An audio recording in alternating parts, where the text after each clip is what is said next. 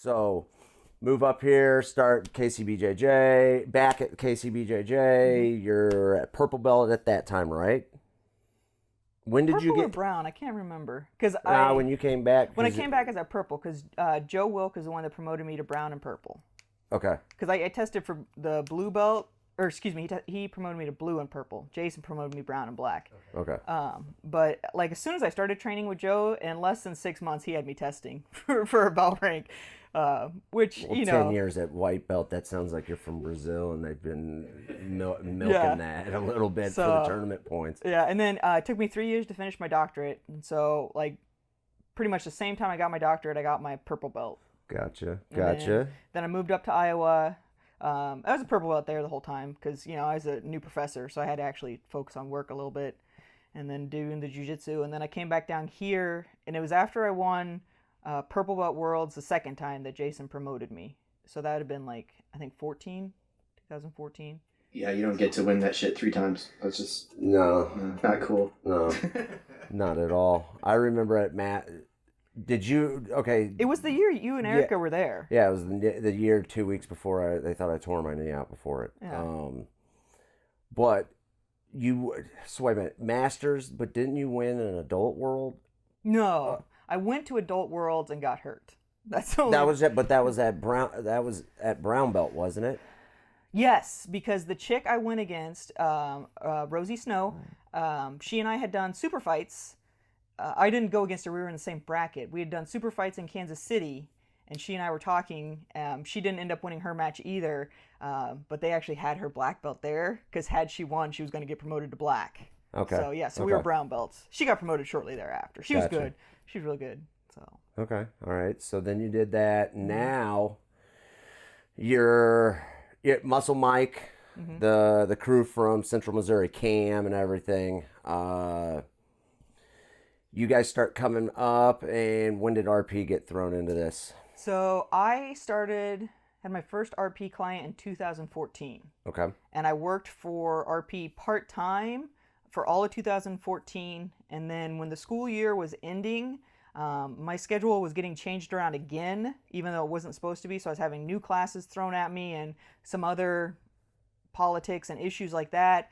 And it was like, you know, I'm only working part-time for RP. I'm enjoying it a lot because I get to educate and help and see people meet their goals because they're invested in this process. You know, they're invested financially and emotionally, and like, you know, they want to get better. And I was making a lot more money, and it was a lot less stress. And that's when, at the end of the 2014-2015 school year, I decided I was done with teaching, and I just went full-time RP after that. Okay. So wait a minute. Probably go into Yeah, what that's- RP is just for the sake. Go ahead. Oh. Explain what RP. People don't know what RP is. We're not a household name. Well, I mean, you guys do have some world class athletes that you guys do Yes. work with and everything. I don't know if you want to name drop or anything like that, but I mean, why don't you get into a little bit about Nick Shaw, Muscle Mike? Go ahead and throw Cam in there also. I mean, So what the whole company is? just go ahead and give us the whole spiel. So RP, Renaissance Periodization, originally started out as Shaw Fitness. Our CEO, Nick Shaw, had his own LLC, and he was mainly doing personal training. And then his good friend, Mike Israetel, was helping on the diet side. And the two were basically just kind of passing clients back and forth. If the client wanted diet information and they were working with Nick would be like, hey, why don't you talk to this goober over here? And then, you know, if Mike was working with a client and they were like, we want personal training, he'd be like, hey, why don't you go talk to this guy right here? And so the two of them were like, hey, instead of passing our clients back and forth, why don't we merge? And since Nick already had the LLC of Shaw Fitness, Mike came along and decided that they needed to have a name that nobody could spell, and they changed it to Renaissance Periodization. So Okay. the real reason it got changed to Renaissance is because if you look back, anytime there's been like the Renaissance period, or there was this stock company that was called Renaissance, anytime you see that occurring, it's because science is being applied. Science and mathematics are being applied to something that's already pre-existing and making it better. And that's basically what RP is all about, is that we're not a fad diet. The training is not some sort of fad training. It's stuff that is proven in literature. It's been researched. It's been tested over and over again.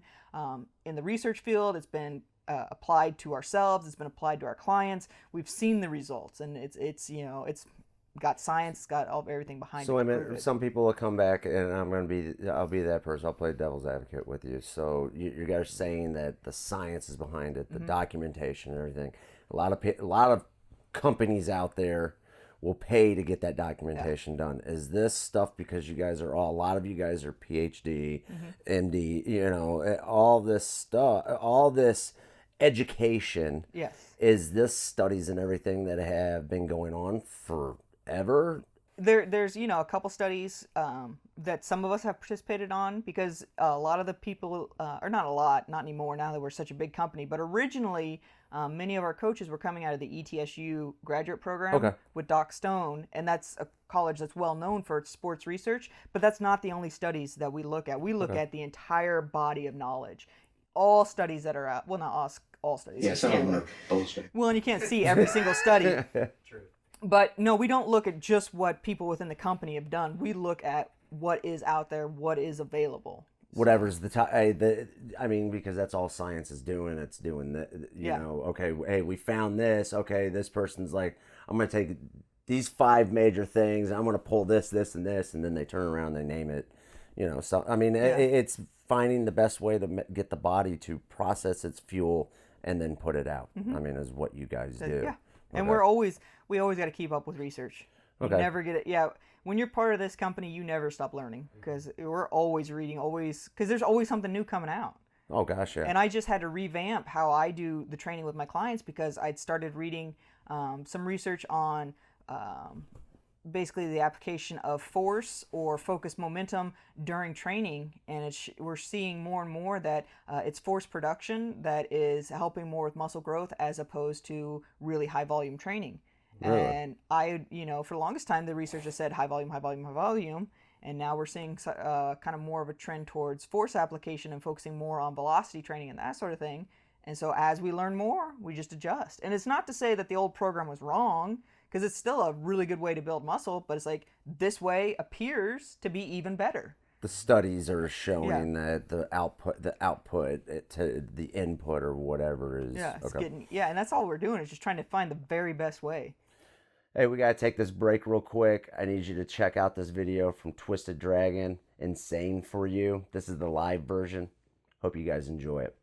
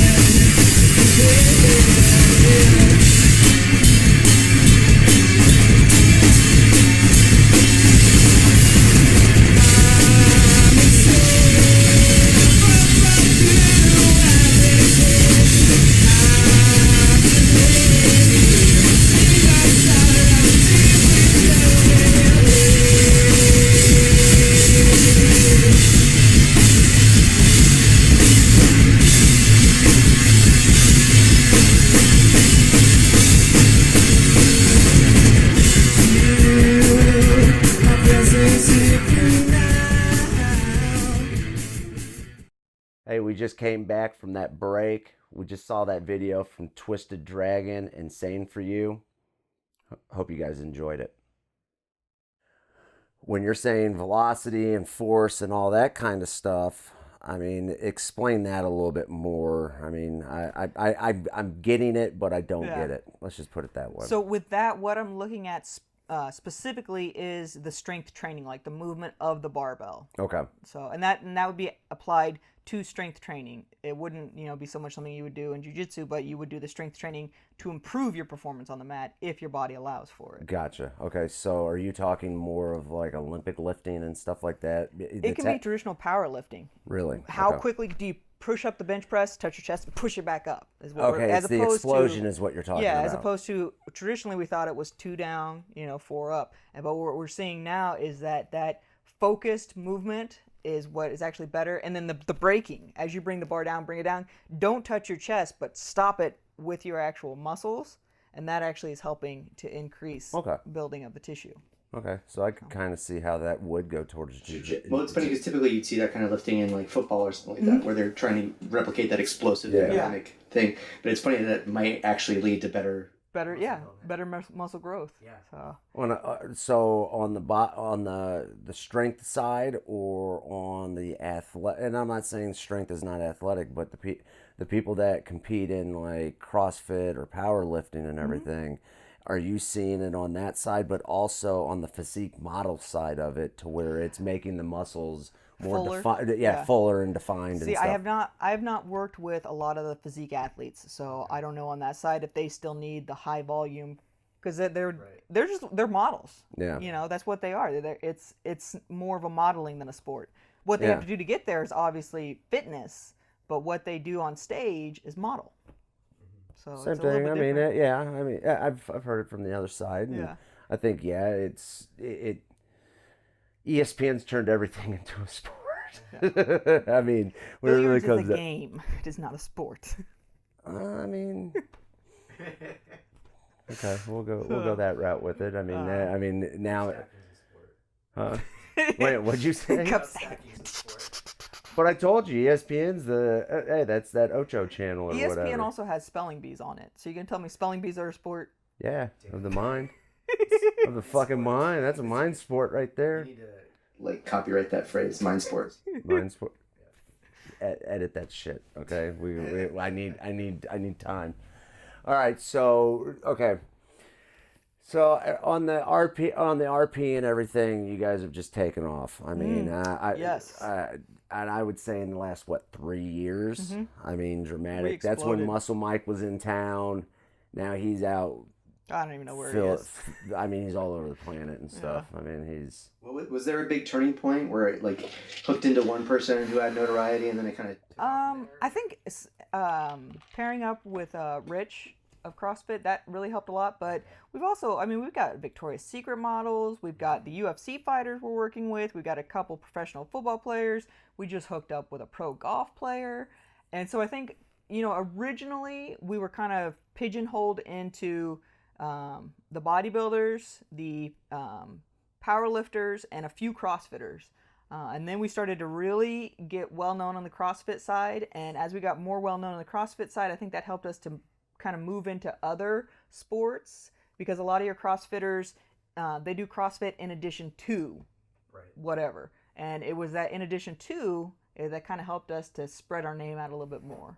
So That's pretty cool. yeah. Then countless jiu-jitsu athletes. Yeah, we're getting jiu-jitsu and endurance like the crazy endurance athletes, the one that You're talking run for like 7 days. Yeah. Ultra From a marathon. nutrition perspective, what is the most common because you're dealing with high level athletes who probably had a program before you came into their world.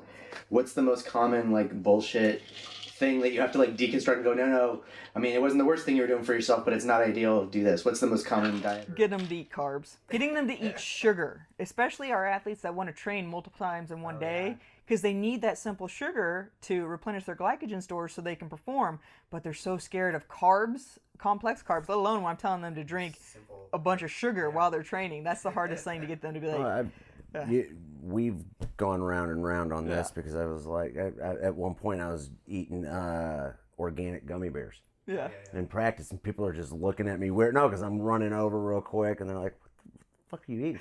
I'm eating gummy bears. I know we've had conversations about this before, Jen. Yeah. Let's look at it from the organic Mm-hmm. to, because I mean, you've got when you told me to eat Pop-Tarts between workouts and shit like that, I was like, Pop-Tarts are great. No, I'm sorry. I've really moved away. I've Yeah. really focused on moving away from refined sugars and stuff. Now They're the best. Pixie sticks. Just they're one of the sugar. amount of work to Sugar process is one of the most addictive things on the planet and everything. I don't think anybody's ever sucked dick for sugar, Brandon. I bet you there. I bet you people have. Look at these. Look at this these. this conversation is not RP endorsed. Damn, AJ, you did take it to that. I'm just realizing that you're just talking about sucking dick for fucking pixie sticks. But no, I mean, looking at it from different ways, because I've looked at Hemp2O. I got sponsored by Hemp2O. I went down that route. I loved it and everything, and then I started dealing with medical issues, and then I didn't train for 2 years almost. So looking at it from using like a Gatorade compared to using like an apple juice or something, is there any difference between that? There is. Okay, go. Apple juice would not be recommended as an intra-workout carb for 2 reasons. One, it's a natural laxative. So I haven't shit myself in practice, so okay, so go I'm ahead. gonna recommend, even if you're not like having a bowel movement, it could still cause a lot of gastric upset, which is gonna inhibit your performance. So Still haven't felt that yet. do so, be okay, aware. But other than that, what's the other thing? And then I don't care about. so you could do other juices. I Like I what? never recommend apple juice because of that laxative effect. So you could I'm do, stealing from my kid though. Yeah. Like that's what's in the fridge and it's cold. but you could do like a pineapple juice. Okay. Something that's high in sugar. A little bit of Malibu rum with it. Have you had his apple juice? It's this crazy organic one. You can't even see through it. Yeah. It's so good. Yeah. It's so good. I would just be worried about the laxative effect. Yeah, no, But I have a sensitive tummy, so Okay. Me too. Yeah. I'd be burping the whole time Yeah. if I had Fucking apple juice before we yeah, I don't want to put a knee on belly and have, that's, I mean, that's somebody else's problem. I mean, I'll just throw the underwear and the pants out in the dumpster when I'm leaving. I can just see like some white belts just getting covered with it. Well, shitty for them, I guess. But so you can do juice. You can do your juices. You do want to look for your juices that are higher on the glycemic index. And I know there are a Okay. lot of people that argue about the glycemic index. Okay. You'll really fixate on that one. The thing is, the only time I really think it's important to focus on that glycemic index is your intra-workout carb and your post-workout carb if you're doing 2 days. Okay. Because at that time, you need carbs that are going to be digested quickly. If a carb is digested quickly, it's going to cause a spike in your glucose levels, subsequent spike in your insulin levels, which is okay for what we're trying to do because we're trying to get you ready for that next training. Yeah. You're not getting ready to go sit at the computer for 10 hours. Yeah, you're getting Okay. ready to go sweat. And, Yeah, and you've got to replenish your glycogen stores because one of the key determining factors for time to fatigue is pre-exercise glycogen levels. Okay. So if you're not taking in your simple carb or your high glycemic carb for whatever reason, you're going into your next training session at a lower amount of carbohydrates. Okay. And that's going to cause you to fatigue sooner. It could also cause you to get hurt because your brain is relying upon carbohydrates for energy. Okay. So your brain's not working right and you're grappling or you're doing a striking sport or you're playing football or, if you're doing anything besides just running in a straight line, you really do need your carbohydrates. I don't know. Those ultra marathon guys are pretty fucking crazy. I mean, hitting their head on the ground Yeah. could be if they don't got the right glycemic thing, man, they get lightheaded. Never mind. Pass out. Well, I was more worried about like reaction Damn, AJ, time make me- because Yeah. like when you're running a straight line, you're just running. But when you're cycling, oh my God, you got to be able to like pay attention and adjust your bike as needed so you don't wipe out and really get hurt. So getting those glycogen levels back up post training and in between training bouts is really important for the athlete. Okay. So pineapple juice. Yeah. What other juice? Coconut water is another good option. You Okay. can do dextrose if you don't want to do sugar. So otherwise, do sugar. Like half a pack of Skittles. Yeah, I like Skittles. My boyfriend loves Skittles. He's over there. We're doing jujitsu. Everybody else is getting sips of water. He's got a Tupperware container full of Skittles. He's like, ah. I was like, oh my, I don't know him. He's not mine.